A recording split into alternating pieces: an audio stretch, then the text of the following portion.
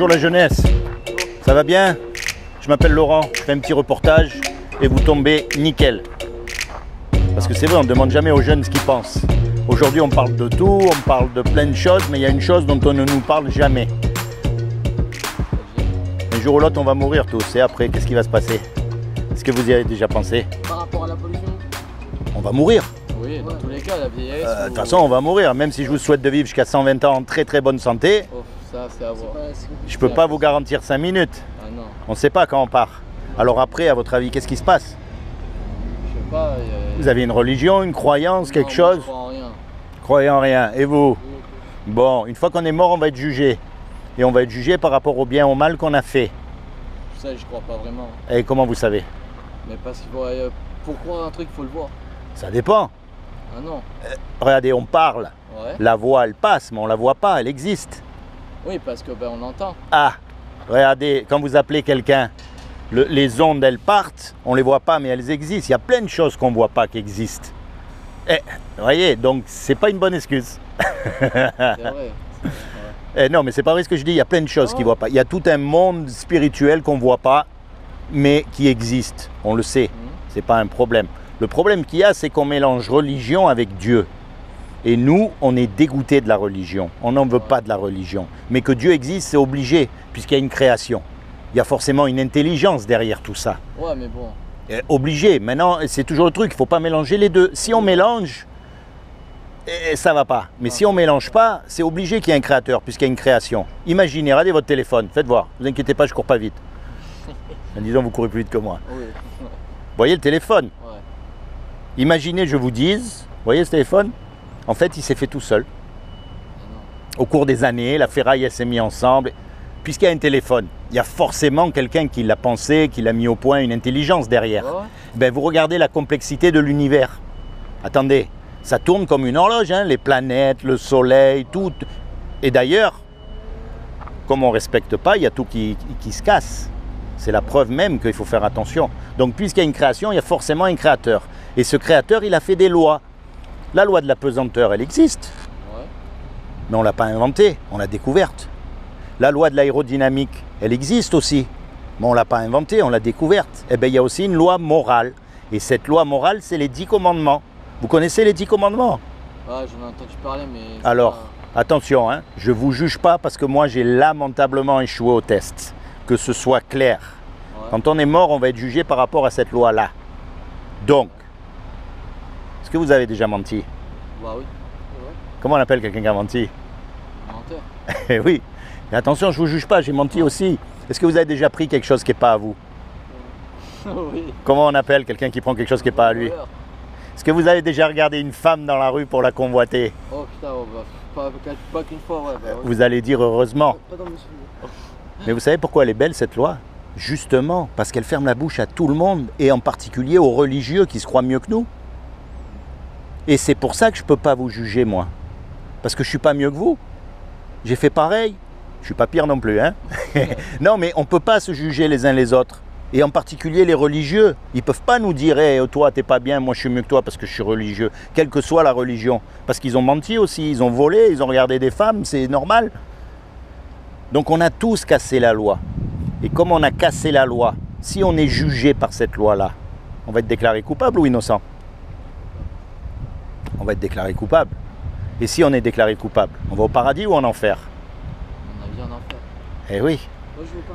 Et ça nous chatouille quand même. Même si on n'y croit pas, ça nous fait quelque chose dedans. On préfère ne pas en parler, on préfère éviter. C'est vrai, parce que l'enfer, c'est un endroit terrible où personne ne veut aller. Mais on est déjà en enfer. Oula, croyez-moi, Ouais, je crois qu'il y a encore pire que ça. Tu fais ton poète, ça y est. Vous voyez, ouais, il fait le poète. Non mais regardez, maintenant je vais vous dire une chose. Ça c'est ce qu'on mérite, tous. Ouais.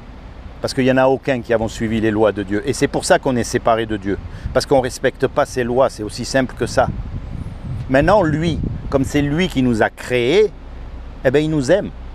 Un créateur, ça aime ce qu'il crée. Un musicien, il aime sa musique. Un cuisinier, il aime la cuisine qu'il fait. Logique. Un artiste, il aime ce qu'il fait. Eh bien Dieu, comme il nous a créés, il nous aime. Et il ne veut pas qu'on soit condamné. Il ne veut pas qu'on aille en enfer. Donc il a fait quelque chose pour que vous et moi, malgré qu'on soit coupables, on puisse éviter d'y aller en enfer. Est-ce que vous savez ce qu'il a fait? Ah, Écoutez bien, il y a une chance sur deux que ce soit vrai. Soit je vous raconte des bêtises, on aura bien rigolé 5 minutes, mais bon, hein? Mais soit je vous dis la vérité et vous aurez tout perdu. Alors réfléchissez bien, vous savez ou pas? Non? Vous voulez que je vous dise? Il y a 2000 ans, comme il a trouvé aucun homme de parfait sur la terre, eh bien il est venu lui-même et il s'est revêtu d'un corps. Il s'est habillé avec un corps qui est Jésus. Et il est mort à votre place sur la croix. Il s'est fait punir pour vos bêtises et mes bêtises. C'est comme si on fait un braquage tous les trois. On va braquer la Banque de France et bien sûr, on se fait serrer. Hein? Eh si, parce qu'aujourd'hui c'est comme ça, on se fait attraper. Non mais on se fait serrer, on passe devant le juge et le juge il dit voilà tous les trois là. Vous avez 20 millions d'euros à payer ou alors vous passez 50 ans en prison. On n'a pas les sous. On est condamné, on va passer 50 ans en prison. Et puis il y a un homme qui arrive, qu'on ne connaît même pas, et qui met les sous sur la table pour qu'on soit libre. Comment vous allez être par rapport à cet homme? Content. Reconnaissant, content. Quand il va vous demander quelque chose, vous allez le faire. C'est logique, il vous a sauvé la vie. Oh. Et vous ne le connaissez même pas. Mais justement, je ne le connais pas, je n'ai pas de compte à rendre. Vous croyez ça? Dans votre conscience, vous avez des comptes à rendre. Vous allez lui dire, mais qui c'est ce fou là qui vient mettre les sous sur la table alors que je ne le connais même pas? Eh bien, c'est ce que Jésus il a fait pour nous. Mais attention, souvenez-vous de ce que je vous ai dit au début. Il ne faut pas confondre religion et Dieu. Si vous connaissez bien un petit peu l'histoire, vous savez que Jésus il a été crucifié. Ouais, et il a été crucifié par qui? Par les religieux. Et aujourd'hui, qui c'est qui nous dégoûte de Dieu? C'est les religieux d'aujourd'hui. On ne veut pas être comme eux. Parce que les religieux, si vous voulez, c'est tous les mêmes, c'est des robots. Ils font tous la même chose. Et puis si vous ne faites pas comme eux, vous n'êtes pas acceptés. Il y en a qui vont même jusqu'à vous tuer, jusqu'à vous... Mais peu, vous voyez, ça c'est les extrêmes, mais c'est vrai ce que je dis. Alors que je vais vous dire une chose, vous savez que vous êtes unique. Il n'y en a pas deux comme vous. Et vous pareil et moi aussi. Et ça, depuis que les hommes ils existent, il n'y en a jamais eu deux comme vous. Vous vous rendez compte la folie quand même? Eh bien ça montre quoi? Ça montre que Dieu, il ne nous a pas fait des robots. Ce qu'il veut, c'est une relation personnelle avec vous, qui ne sera pas la même qu'avec moi. Parce que vous avez subi des injustices que moi, je n'ai pas subies. Vous êtes passé par des galères où moi, je ne suis pas passé. Vous avez eu des joies aussi que moi, je n'ai pas eu, et vice-versa. On a chacun un chemin. Donc, ce que Dieu veut, c'est votre cœur à vous. Alors moi, mon but, c'est pas de vous envoyer dans une église ou dans une organisation ou à droite ou à gauche. Non, mais ce n'est pas mon but. Mon but, c'est quand vous êtes tout seul, vous vous rapprochez de Dieu et vous lui parlez. Et vous lui dites, moi j'y crois pas. Vous lui dites, moi j'ai du mal à croire. Attends, dans un sens c'est vrai, tout ça, ça peut pas être un accident, c'est trop parfait. Mais dans un autre sens, s'il y avait vraiment un Dieu, pourquoi il nous laisse dans cette galère et qu'il y a tant de guerres et de machins? C'est vrai, souvent on me dit ça. Si Dieu existe, pourquoi il vient pas et il met pas de l'ordre? Ben parce que Dieu, c'est pas un dictateur. Il nous a donné quelque chose de très beau et de très dangereux. C'est la liberté. Liberté de pouvoir le choisir ou pas. Ça, c'est la classe. Parce qu'il n'a pas eu peur. Il a dit, soit je viens comme un dictateur, je leur dis tous tant, et puis ils écoutent, ou alors je les détruis, ou alors je les laisse faire. C'est un peu comme vos parents. À l'âge de l'adolescence, on désobéit un petit peu aux parents. Les parents, ils ne comprennent pas trop. C'est vrai. On fait nos expériences, même si les parents ils disent fais pas ça, tu vas te brûler, toi tu vas le faire, tu vas te brûler, mais après tu vas pas accuser tes parents. Maintenant, qu'est-ce que tu préfères? Qu'ils t'enchaînent et qu'ils te mettent dans une pièce et que tu sortes pas pour leur obéir, ou qu'ils te laissent la liberté de choisir? Ils te laissent la liberté. C'est normal. Tu vois ce que je veux dire? Eh ben, c'est ce que Dieu il a fait avec nous. Il nous a laissé la liberté. Mais seulement, il ne veut pas qu'on fasse comme les hypocrites devant tout le monde. Ouais, moi je suis religieux et tout. Non, ça ne marche pas avec lui. C'est quand on est tout seul dans son coin. On commence à lui poser les questions. Est-ce que c'est bon? Je vais mourir, ouais, ça on le sait. Mais après, voilà, on commence à lui poser les questions existentielles. Est-ce que c'est vrai? Est-ce que c'est pas vrai? Quelle est la religion que je dois suivre? Je vais vous dire, il n'y a aucune religion qui est bonne.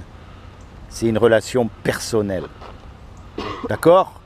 Vous avez une Bible à la maison? Non. Eh non, je m'en doute que vous n'avez pas de Bible à la maison. Alors il va falloir vous trouver une Bible et commencer à la lire quand même. Parce que si vous voulez connaître Dieu et pas tomber dans les sectes et dans les travers, il faut savoir de quoi on parle. Alors je sais, aujourd'hui ça vous paraît rigolo, ça vous paraît farfelu, mais bon, pensez-y à ces choses, parce qu'on ne sait pas quand on meurt. C'est quoi la vie? faire la fête, s'éclater, dépenser de l'argent, manger, dormir, avoir une copine et après c'est fini. C'est dommage. Et tous ceux qui arrivent à s'en tirer en faisant des choses complètement tordues, ça serait vraiment dommage que ça s'arrête là. Vraiment vrai, il doit y avoir quelque chose après. C'est obligé. Quand vous regardez bien le monde, il est obligé qu'il y ait quelque chose après. Nous, on est aveuglés. On est aveuglés parce que comme on a péché depuis... C'est en nous le péché. Regardez un enfant. Vous n'êtes pas obligé à lui apprendre à faire des bêtises. Vous avez remarqué comme ça sort tout seul les bêtises. Par contre, allez à lui apprendre à faire du bien.